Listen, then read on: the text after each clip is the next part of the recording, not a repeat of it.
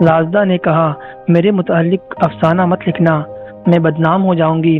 اس بات کو آج تیسرا سال ہے اور میں نے رازدہ کے بارے میں کبھی کچھ نہیں لکھا اور نہ ہی کبھی لکھوں گا۔ اگرچہ وہ زمانہ جو میں نے اس کی محبت میں بسر کیا میری زندگی کا سنہری زمانہ تھا، اور اس کا خیال مجھے ایک ایسے باغ کی یاد دلاتا ہے جہاں سدا بہار درختوں کی پرسکون چھاؤں میں سچے گلاب کے پھولوں کے جھاڑ مسکرا رہے ہو، اور جس کی کھلی اور آزاد روشوں پر خوشحال لوگ ماہوی کرام ہو۔ پھر بھی میں اس باغ کے متعلق کچھ نہیں کہوں گا، خواہ اس میں رازدہ کی بدنامی ہو یا نیک نامی۔ جب سے رازدہ جدا ہوئی ہے میں نے اس گلاب کے پھولوں اور کھلی روشوں والے باغ کے دروازے بند کر دیے ہیں، اور رازدہ کو مجھ سے جدا ہوئے آج تیسرا سال ہے۔ اس عرصہ میں رازدہ کو میں نے ایک پل کے لیے بھی نہیں دیکھا، اور شاید اس نے بھی مجھے کبھی نہ دیکھا ہو۔ ہم جو ایک دوسرے کی پل بھر کی جدائی برداشت نہیں کر سکتے تھے، زندگی کے 3 سال ایک دوسرے سے جدا رہ کر چپ چاپ بسر کر گئے۔ ان تینوں سالوں پر سے گزر کر پیچھے کی طرف جاتے ہوئے مجھے محسوس ہو رہا ہے کہ میں جڑے ہوئے پتوں والی ایک پج مردہ سڑک پر چل رہا ہوں جو قبرستان سے ہو کر گزرتی ہے۔ ان دنوں میں لاہور کے ایک اخبار کے دفتر میں ملازم تھا، گھر جو کہ امرتسر میں تھا، لہذا شام کی گاڑی سے واپس اپنے گھر چلا جاتا تھا۔ اگرچہ لاہور میں بڑی آپا کا گھر تھا اور وہ لوگ میری اس ہر صبح سفر ہر شام سفر ایسی زندگی پر مجھے پالتو کلرک کہا کرتے تھے، تاہم جو مزہ اپنے گھر میں تھا نہ وہ بلک میں تھا نہ بخارے میں۔ علاوہ آج کی میری کی عادت کی امرتسر رنگریزوں کی طرح سال میں 6 مہینے کام کرتا تھا اور باقی 6 مہینے گھر پر بیٹھ کر ان دنوں کی کمائی کھاتا ہوں۔ ان اتوار کے پیش نظر اپنا گھر چھوڑنا عین حماقت تھی۔ لیکن رازدہ سے ملنے کے بعد میں نے امرتسر تقریباً چھوڑ دیا۔ آج سے 3 سال پہلے موسم گرما کی وہ ایک گرم اور چمکیلی شام تھی۔ میں ابھی گاڑی سے اترا تھا، مجھے حسب معلوم بھوک لگ رہی تھی۔ تیز تیز قدم اٹھاتا پرشور بازاروں اور دھندلی گلیوں میں سے گزرتا میں گھر کی سمت بڑھ رہا تھا۔ ابھی میں گھر کی سیڑھیوں میں ہی تھا کہ مجھے اوپر بھانجی کی آواز سنائی دی۔ بھانجی اور میں ہم عمر تھے اور ایک ساتھ کھیلے اور بڑے ہوئے تھے۔ وہ کافی دنوں کے بعد اپنی نانی کے گھر آئی تھی اور میں ان سے بڑے آرام سے ملنا چاہتا تھا، چنانچہ میں سیدھا اپنے کمرے میں گھس گیا، کپڑے اتارے، ٹھنڈے پانی سے غسل کیا اور کپڑے بدلنے لگا۔ بانجی چھوٹے بھائی سے کسی نئی فلم کی ہیروئن کے بارے میں گرما گرم بحث کر رہی تھی۔ اس کے خیال میں ہیروئن ہیرو سے زیادہ خوبصورت تھی، مگر چھوٹا بھائی کہتا تھا کہ ہیروئن کی آنکھیں بہنگی ہونے کے علاوہ اس کی مونچھیں بھی تھی، اس لیے وہ کسی طرح بھی خوبصورت نہیں کہلائی جا سکتی۔ کپڑا بدل کر میں صحن میں آ گیا۔ بانجی مجھے دیکھتے ہی اچھل پڑی، میں بھی تقریباً اچھل پڑا۔ سب کہے مار کر ہنسنے لگے۔ وہاں شور مچ گیا جس میں میرے اور بانجی کے کہوں کی آواز نمایاں تھی۔ یوں ہی میری نظر جنکے کے پیچھے صحن کے دوسرے آدھے حصے پر پڑی۔ وہاں بانجی کی نند عظمیٰ بیٹی ہمارے کہوں میں دلچسپی لے رہی تھی۔ تو گویا آپ بھی ہے، اور میں چیخ اٹھا کر تیزی سے اس کے پاس پہنچ گیا۔ عظمیٰ کے ساتھ ایک اور لڑکی بیٹھی تھی جسے میں نے بالکل نہ دیکھا، جس نے مجھے دیکھ کر منہ جلدی سے دوسری طرف پھیر لیا۔ میں ذرا ٹٹک گیا۔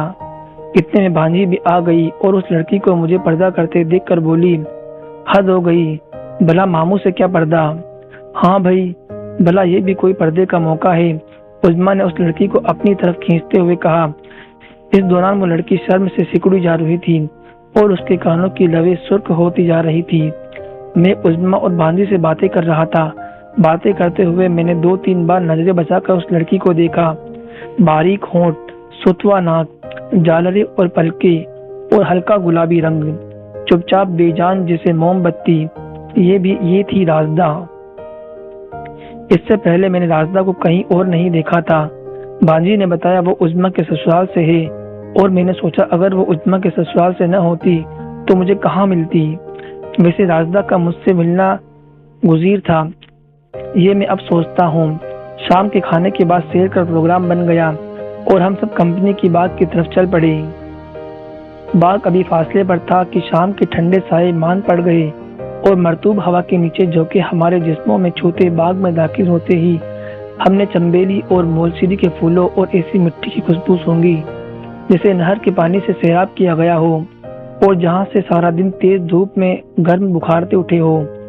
شہر کی نسبت یہاں کی فضا اور آزاد اور مرطوب تھی۔ گرم ہوا بڑی نرمی سے چل رہی تھی اور گھنے درختوں کی گہری سبز شاخیں بے معلوم انداز میں ہل رہی تھی۔ سڑک پر چھڑکاؤ کیا ہوا تھا اور بجلی کے پرانے لیمپوں کی جلد روشنی میں وہاں سے نظر آنے والی بھاپ سی خارج ہو رہی تھی۔ پسینے پر پسینے آ رہے تھے اور عورتیں برقعوں سے پریشان تھیں۔ پردہ قلب کے دروازے پر پہنچ کر انہوں نے اپنے برقعے اور پھرتی سے اتارے، جیسے ان میں خطرناک بیماریوں کے جراثیم پیدا ہو گئے ہو اور لپک کر قلب میں داخل ہو گئی۔ اندر چاروں طرف پردہ ہی پردہ تھا اور قلب کا کہیں نشان نہیں تھا۔ گھاس کے معمولی کے خطے کے عین وسط میں آم کا درخت تھا، جس کے پاؤں میں ایک دو شکستہ بینچ پڑے تھے اور دوسری طرف دو پینگے لٹک رہی تھی۔ عورتوں کا یہاں صرف دو چیزیں کھینچ لاتی ہے، پہلی چیز کلب کی پینگے اور دوسری برقعوں سے نجات۔ میں کلب کے باہر بوڑھے پہرے دار کے مسلح پر بیٹھ گیا اور وضو کے فوائد اور نماز کی برکتوں کا پر لیکچر سنتا رہا۔ وہ تسبیح پھیرتے ہوئے باتیں کر رہا تھا اور میں بڑی توجہ سے اس تک گیا۔ دراصل میں اسے نہیں بلکہ دوڑتے ہوئے سفید سفید پاؤں اور فڑفڑاتی سلواروں کو تک رہا تھا، جو بوڑھے کی گردن کے پیچھے سے مجھے جاڑیوں کے عقب میں صاف دکھائی دے رہی تھی۔ کافی دیر بعد بانجی، عظما، ساجدہ، ماں اور چھوٹی بہنیں اور بچے باہر نکلے۔ ان سب کی سانس پھولی ہوئی تھی اور ان کے جسموں سے گرم پسینے کی تیز بو اٹھ رہی تھی۔ پردہ قلب سے ذرا آگے آ کر سفید گنبد والا ریڈیو اچانک شروع ہو گیا اور نور جہاں کی تیز آواز ساری کمپن میں باغ پھیل گئی۔ ہم لوگ گنبد کے دائیں طرف والے نئے پلاٹ میں داخل ہو گئے، جہاں سرخ اینٹوں والی چمکیلی رویشوں اور سرخ اور زرد گلاب کے پھولوں کی بیلیں سائے کیے ہوئی تھی اور نیچے پلاٹ میں پانی دیا ہوا تھا۔ میں، عظما اور اماں ایک سنگین ناشت پر بیٹھ گئے اور نور جہاں کا گانا سننے لگے۔ یہ جگہ ایک لمبے اور گنجان درخت کی اوٹ میں تھی اور قریبی جاڑیوں میں جگنو چمک رہے تھے۔ اماں بڑے غور سے گانا سنا رہی تھی۔ یہ بیبی نور جہاں ہے، اماں نے عظما سے کہا، جس نے شاید ہی کوئی بدوار کا جاننا شو چھوڑا تھا۔ دوسرے لوگ پلاٹ کی رویشوں پر آزادی اور مسرت کے ساتھ دوڑ رہے تھے۔ ان کی ایک دوسرے کو پکارنے کی آوازیں باغ کی گرم اور کھلی فضا میں گھوم رہی تھی۔ راجدہ دیکھ کر چلنا، کہیں کانٹا چبھ نہ جائے، یہ آواز بھانجی کی تھی۔ میں نے پہلو بچا کر دیکھا۔ راجدہ دونوں ہاتھ سے ساٹن کی سفید سلوار کے پائچے اٹھا کر پلاٹ کے پانی میں چل رہی تھی۔ اوئی، پانی بڑا ٹھنڈا ہے، تم بھی جاؤ، میں بھی جاؤں۔ مگر کیسے؟ لیکن راجدہ نے بھانجی کو بلایا تھا، جو تھوڑی دیر بعد پانی میں اتر گئی اور بچوں نے بھی بڑوں کو ساتھ دیا۔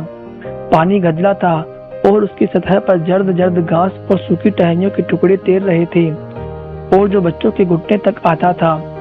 بچے ہاتھوں سے پانی کی چھینٹیں اڑاتے، شور مچاتے ایک دوسرے کے پیچھے بھاگ رہے تھے۔ اس میں میری چھوٹی بہنیں بھی تھی اور چھوٹے بھائی بھی تھے۔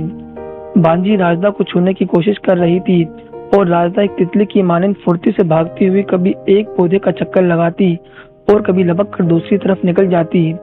میرا دل بھی پانی میں اترنے کو چاہا، مگر امی کو دیکھتے ہوئے ہمت نہ پڑی۔ آخر میں عظما سے کہا، بھابھی بھلا تم کیوں بیٹھی ہو، چلو پانی میں۔ نہ بابا، میرے پائچوں کی کلف اتر جائے گی اور میں ایک ہی سلوار ساتھ لائی ہوں۔